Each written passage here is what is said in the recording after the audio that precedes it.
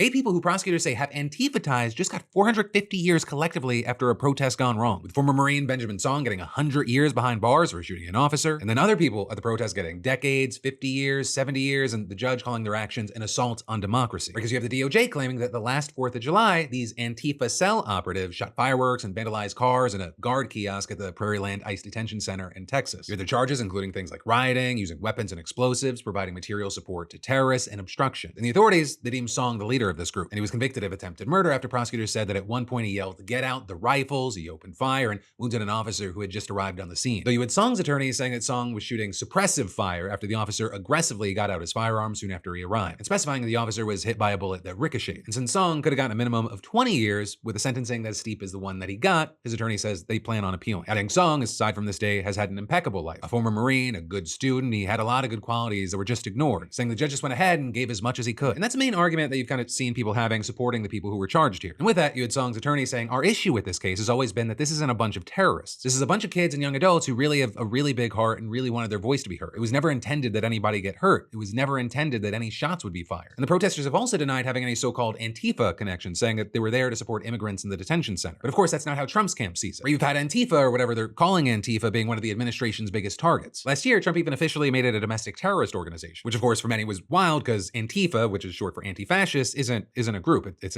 not an actual thing, right? It's kind of an umbrella term for groups on the left that fight against things like neo-Nazis and white supremacist groups. But countless experts have explained that they're not a centralized group. But even still, you had Todd Blanche saying that these sentences make clear that Antifa terrorists who attack law enforcement and federal facilities will face swift and uncompromising justice.